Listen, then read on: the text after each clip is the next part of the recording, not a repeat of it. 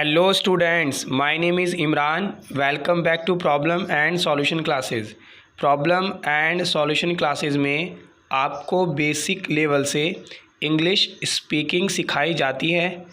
ये हमारी English grammar का लेसन नंबर 2 है और आज के इस लेसन नंबर 2 में हम सेंटेंस एंड इट्स टाइप्स यानी वाक्य और उनके प्रकार के बारे में समझेंगे, यानी meaning of sentence and types of sentences के बारे में समझेंगे। तो चलिए अपना समय बर्बाद किए बिना हम स्टार्ट करते हैं अपनी इंग्लिश ग्रामर का लेसन नंबर 2। अगर आपने हमारी इंग्लिश ग्रामर का लेसन नंबर 1 नहीं देखा है तो उसका लिंक डिस्क्रिप्शन में दिया हुआ है, आप वहां से जाकर हमारी इंग्लिश ग्रामर का लेसन नंबर 1 देख सकते हैं।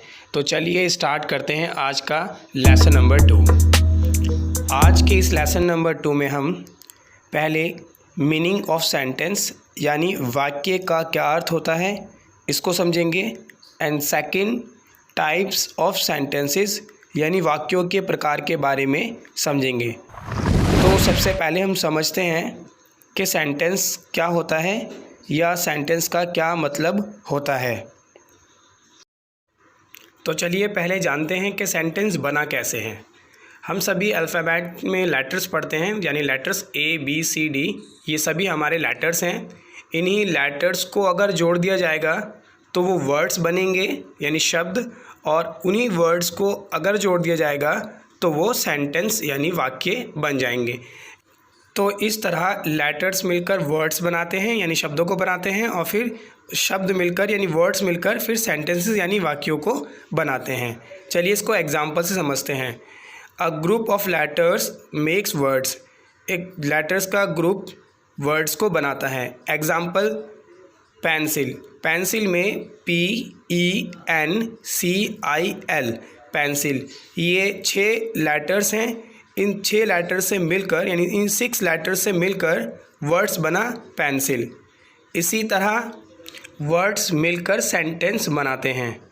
A group of words makes the sentences, यानी शब्दों का समूह मिलकर वाक्य बनाता है। For example this is my pencil, तो दिस एक अलग वर्ड है, इज़ अलग वर्ड है, माई अलग वर्ड है और पेंसिल एक अलग वर्ड है। तो इन सभी वर्डों को मिलाकर बना sentence this is my pencil, यह मेरी पेंसिल है। यानी हर लैंग्वेज में, हम चाहे वो इंग्लिश हो या हिंदी हो, हर एक लैंग्वेज में लेटर्स वर्ड्स बनाते हैं और वर्ड्स फिर सेंटेंस बनाते हैं। हिंदी में इसी तरह वर्णमाला के जो अक्षर होते हैं वो शब्द बनाते हैं और फिर वो शब्द मिलकर वाक्य बनाते हैं। तो अब हम समझते हैं कि हमें सेंटेंसेस की ज़रूरत क्यों पड़ती है, आखिर हमें सेंटेंस क्यों सीखने चाहिए। हम किसी से भी अगर बात करते हैं, चाहे वो किसी भी लैंग्वेज में बात करें, तो हमें अपनी बात को कहने के लिए सेंटेंसेस यानी वाक्यों की ज़रूरत पड़ती है। अगर मैं बोलूं कि आई एम अ टीचर, तो मैंने जो आई एम अ टीचर बोला है ये एक सेंटेंस है, ताकि जिससे मैं अपनी बात को कह सकूं। यानी सेंटेंसेस का इस्तेमाल हम अपनी बात को कहने के लिए और समझाने के लिए करते हैं। यानी हम अगर किसी से भी बात करते हैं तो हमें बात करने के लिए सेंटेंसेस की ज़रूरत पड़ती है, और सेंटेंस कैसे बनता है ये आपने सीख लिया, और सेंटेंस की ज़रूरत क्यों पड़ती है ये भी आप समझ गए। अब समझते हैं कि सेंटेंस क्या है। सेंटेंस के लिए दो शर्तें हैं। First, a sentence is a group of words, यानी शब्दों के समूह को सेंटेंस कहा जाता है। सेकंड, मेक्स कंप्लीट सेंस, और उसका कोई सेंसिबल यानी थॉटफुल मीनिंग हो, यानी वो बात कहने वाला अपनी बात को समझा सके, यानी उसका कोई अर्थ निकलता हो। चलिए इसको एग्जाम्पल से समझते हैं। Name Rohan my is, name Rohan my is एक सेंटेंस बना, यानी इसमें एक शर्त तो पूरी हो गई, ग्रुप ऑफ वर्ड्स, शब्दों का समूह तो बन गया, बट ये सेंटेंस एक थॉटफुल नहीं है, यानी सामने वाला आपकी बात को नहीं समझ पा रहा है कि आप क्या कहना चाहते हो। तो ये सेंटेंस नहीं है, क्योंकि ये सेंटेंस थॉटफुल यानी सेंसिबल कंप्लीट सेंस इसमें नहीं है, यानी आप क्या बात कहना चाहते हैं ये सामने वाला नहीं समझ पा रहा है। लेकिन अगर हम दूसरा एग्जांपल को समझें, माय नेम इज़ रोहन, ये ग्रुप ऑफ वर्ड्स भी हो गया और सामने वाले के बात को समझ में भी आ रहा है कि वो कहना क्या चाहता है। तो a sentence is a group of words and complete, sensible and thoughtful, यानी वो समझने योग्य होना चाहिए और शब्दों का समूह होना चाहिए, उसी को ही सेंटेंस कहा जाता है। ये सेंटेंस की कंप्लीट डेफिनेशन है, जिसको शॉर्ट में कर सकते हैं, a group of words that make complete sense call to sentence. इसी तरह एग्जाम्पल नंबर 2 में अगर हम पढ़ें the bird beautiful peacock is, तो ये एक सेंटेंस नहीं है क्योंकि ये कंप्लीट सेंसिबल नहीं है। अगर हम इसको इस तरह से पढ़ें, the peacock is a beautiful bird, तो this is a sentence because it is a sensible. तो अब हम सेंटेंस के बाद अब पढ़ते हैं टाइप्स ऑफ सेंटेंसेस, यानी हमारा second topic types of sentences यानी वाक्यों के प्रकार के बारे में समझते हैं। तो वाक्यों के प्रकार को समझने में हमने इसको 2 कैटेगरी में डिवाइड किया है, ग्रुप ए और ग्रुप बी। आपको टाइप्स ऑफ सेंटेंसेस समझना बहुत ज़रूरी है क्योंकि इन्हीं सेंटेंसेस की हेल्प से आप टेंसेस में सारे टेंसेस को बनाना आसान हो जाएगा, क्योंकि मैंने आपको पहले ही बताया है कि जो भी बात हम बोलते हैं उसमें हम सेंटेंसेस का यूज़ करते हैं। तो ग्रुप ए और ग्रुप बी के अकॉर्डिंग टाइप्स ऑफ सेंटेंसेस को 1 बाय 1 स्टेप बाय स्टेप हम समझेंगे। टाइप्स ऑफ सेंटेंसेस में ग्रुप ए में 6 टाइप के सेंटेंसेस हैं, जिसमें affirmative, negative, interrogative, interrogative negative, double interrogative and negative, ये 6 टाइप्स के सेंटेंस हैं। इसे एक एग्जाम्पल से समझते हैं, फिर आगे आपको 1 बाय 1 इसके समझाएंगे।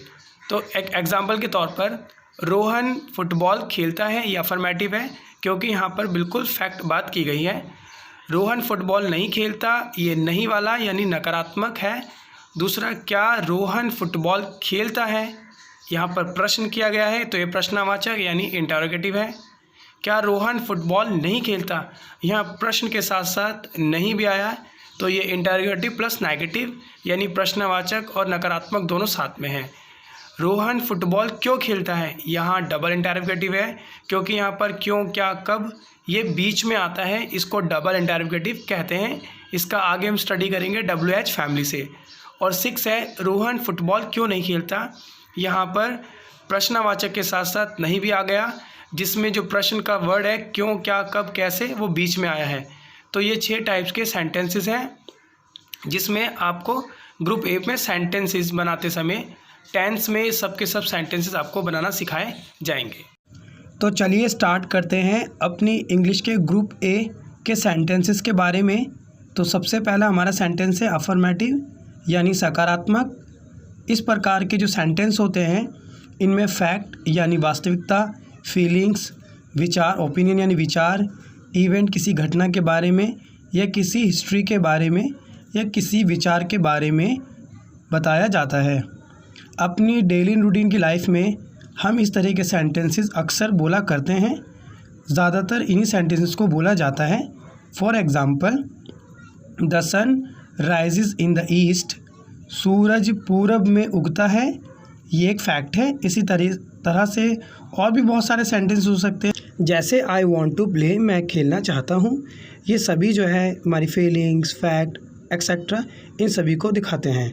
अब हम बात करते हैं सेकंड यानी नेगेटिव। नेगेटिव यानी नकारात्मक वाक्य। इसकी पहचान ये है कि इस वाक्य में नॉट लगता है इंग्लिश वाले सेंटेंसेस में और हिंदी में नहीं आता है, यानी हिंदी में नहीं और इंग्लिश में नॉट लगता है और वो हेल्पिंग वर्ब के बाद लगता है। जैसे Rohan does not play cricket, Rohan cricket नहीं खेलता, इंग्लिश में हेल्पिंग वर्ब के बाद नॉट लग गया और हिंदी में नहीं, तो ये हमारा नेगेटिव सेंटेंस हो गया। ग्रुप ए के थर्ड सेंटेंसेस में इंटरोगेटिव सेंटेंसेस होते हैं। इंटरोगेटिव सेंटेंसेस का मतलब प्रश्नवाचक वाक्य, यानी इस सेंटेंसेस के अंदर क्वेश्चंस पूछे जाते हैं, यानी पूछने वाला अपने प्रश्न को पूछता है और this sentences ends in a question mark, और इन सेंटेंसेस के लास्ट में क्वेश्चन मार्क यानी प्रश्न चिन्ह लगा हुआ होता है। हिंदी में इस सेंटेंसेस के स्टार्टिंग में क्या वर्ड आएगा, क्या यानी क्या तुम स्कूल जाते हो, क्या तुम क्रिकेट खेलते हो, इस तरह से हिंदी वाले सेंटेंसेस में क्या आएगा।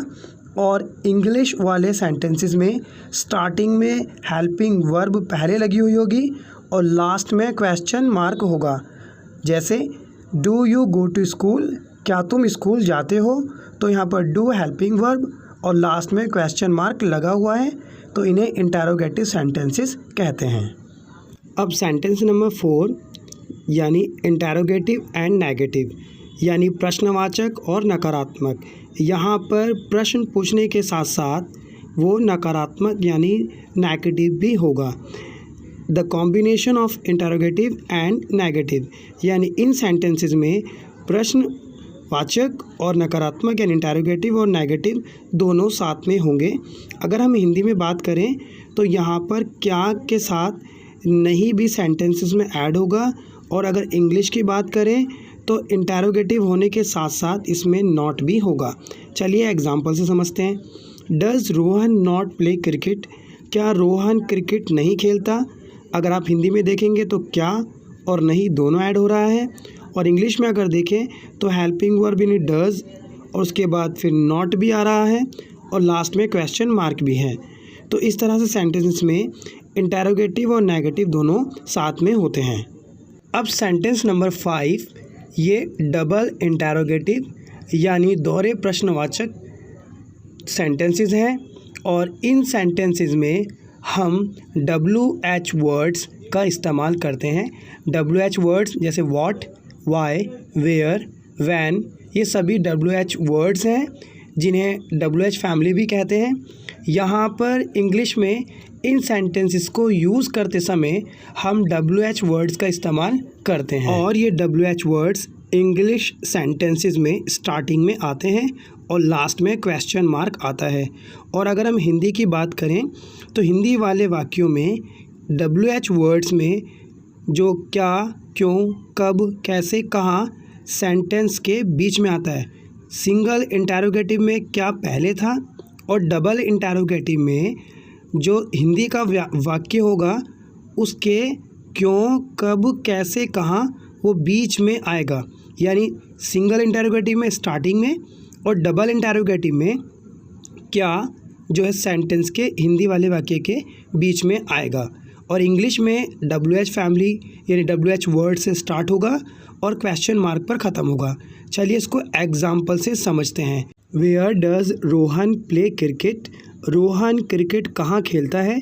तो अगर हम एग्जाम्पल में देखें इंग्लिश वाले सेंटेंस में वेयर यानी WH फैमिली स्टार्टिंग में आ रही है और लास्ट में क्वेश्चन मार्क आ रहा है, और हिंदी वाले वाक्यों में अगर देखें तो कहाँ जो कि एक इंटेरोगेटिव वर्ड है हिंदी का वो बीच में आ रहा है। तो इस तरह से डबल इंटेरोगेटिव में जो हिंदी वाले वाक्य हैं वहाँ पर क्या, क्यों, कब, कैसे बीच में आता है, और एक खाली इंटेरोगेटिव वाले में स्टार्टिंग में क्या आता है। तो चलिए अब हम सेंटेंस नंबर 6 को समझते हैं, यानी double interrogative and negative. Double interrogative and negative ये combination of double interrogative plus negative यानी डबल इंटेरोगेटिव और नेगेटिव का कॉम्बिनेशन है। यानी यहाँ पर दोहरा प्रश्नवाचक के साथ साथ नकारात्मक यानी नहीं भी होगा, बाकी सब सेम रहेगा। यानी अगर हम बात करें हिंदी में तो क्या, क्यों, कब, कैसे ये बीच में रहेगा और साथ में नहीं भी आएगा। और अगर इंग्लिश में बात करें तो यहाँ पर WH वर्ड्स के साथ सब्जेक्ट के बाद नॉट भी आएगा। तो चलिए इसको एग्जाम्पल से समझते हैं।